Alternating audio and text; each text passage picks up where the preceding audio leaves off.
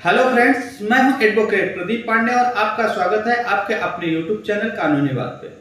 Friends, बहुत सारे लोग मेरे पास कॉल करके, मैसेज करके और कमेंट्स के जरिए पूछ रहे थे कि सर दिल्ली ट्रैफिक चालान के बारे में तो आप अपडेट करते हैं, लेकिन उत्तर प्रदेश के ट्रैफिक चालान को सेटलमेंट करने के बारे में अपडेट नहीं दिए हैं, या फिर उसके बारे में आप बहुत कम वीडियो बनाए हुए हैं।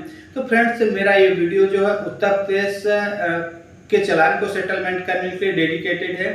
तो फ्रेंड्स, आज इस वीडियो में जानेंगे कि अगर आपका उत्तर प्रदेश पुलिस ने चालान काटा हुआ है तो किस तरीके से उसको सेटलमेंट कर सकते हैं, इसका क्या प्रोसीजर रहेगा।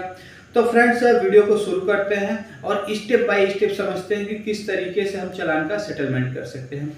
फ्रेंड्स, अगर आपका उत्तर प्रदेश पुलिस ने चालान काटा हुआ है तो सबसे पहले जिस डिस्ट्रिक्ट के अंतर्गत आपका चालान काटा हुआ है, आपको उसी डिस्ट्रिक्ट कोर्ट में लोक अदालत में जाना है।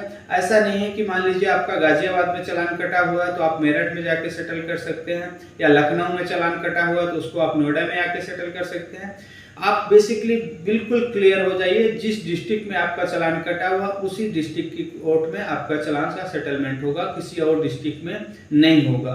आप इसमें बार बार ये सवाल मत करिए कि सर उत्तर प्रदेश है, उत्तर प्रदेश का तो हम कहीं भी कर सकते हैं। जी नहीं, आपका जिस डिस्ट्रिक्ट में कटा हुआ है, आपका आगरा में कटा है तो आगरा में होगा, और नोएडा में है तो नोएडा में होगा। बिल्कुल ये नहीं है कि उत्तर प्रदेश पूरा एक है, हम कहीं भी कर सकते हैं। लोग सवाल करते हैं नेशनल लोक अदालत है तो हम कहीं भी कर सकते हैं। फ्रेंड्स, नेशनल लोक अदालत का मतलब है कि पूरे देश में उस स्टेट पे लोक अदालत लगाई जा रही है। इसका ये बिल्कुल भी मतलब नहीं है कि आप कहीं का भी चालान कहीं भी सेटल कर सकते हैं।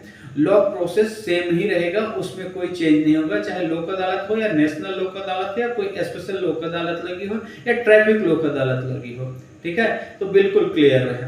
दूसरा सवाल ये आता है कि हमें किस तरीके से टोकन जनरेट करना है लोक अदालत में भाग लेने के लिए। फ्रेंड्स, आपको अगर उत्तर प्रदेश में है, उत्तर प्रदेश पुलिस ने आपका चालान काटा हुआ है, या दिल्ली के अलावा किसी भी स्टेट से हैं, तो आपको किसी भी प्रकार के टोकन की रिक्वायरमेंट नहीं है। जो टोकन है सिर्फ और सिर्फ दिल्ली ट्रैफिक चालान को सेटलमेंट करने के लिए है। अदर स्टेट के लोगों के लिए हाल फिलहाल टोकन की कोई रिक्वायरमेंट नहीं होती है। पूरा का पूरा सिस्टम ऑफलाइन होता है। आपको अपने डिस्ट्रिक्ट कोर्ट में अपने चालान को लेके जाना है। जिस डॉक्यूमेंट के रिगार्डिंग आपका चालान कटा हुआ है उस डॉक्यूमेंट को साथ में लेके जाना है। अगर आप कोर्ट फर्स्ट टाइम जा रहे हैं, आपको कोई नॉलेज नहीं है इस तरीके से, तो बेहतर ये रहेगा आप किसी एडवोकेट साहब की मदद ले लें, या फिर अगर आप पहले एडवोकेट की मदद ले चुके हैं तो आप लोक अदालत में आप बिना एडवोकेट साहब के भी आके अपना चालान का सेटलमेंट कर सकते हैं। यहाँ पे एडवोकेट की कोई रिक्वायरमेंट नहीं है, कोई वकील साहब की फीस देने की जरूरत नहीं है।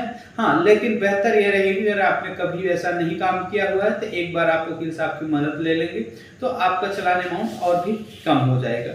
ठीक है फ्रेंड्स, अब दूसरा सवाल ये आता है कि कितने परसेंट अमाउंट कम हो जाता है। बहुत हमसे लोग सवाल पूछते रहते हैं, सर मेरा इतने अमाउंट का चालान है, कितने का कम हो जाएगा, कितना मुझे पे करना पड़ेगा। फ्रेंड्स, इसका कोई लॉ नहीं डिसाइड है कि कितने परसेंट अमाउंट कम होगा या कितना कम होगा। फ्रेंड्स, ये जज साहब के ऊपर डिपेंड करता है और आपके डॉक्यूमेंट्स के ऊपर डिपेंड करता है किस चीज़ का चालान कटा हुआ है। आपके पास ड्राइविंग लाइसेंस नहीं है, पॉल्यूशन सर्टिफिकेट नहीं है, इंश्योरेंस नहीं था, या फिर आपने रेड लाइट जंप किया है, कौन सी कैटेगरी में चालान कटा हुआ है उसके अमाउंट के ऊपर डिपेंड करता है।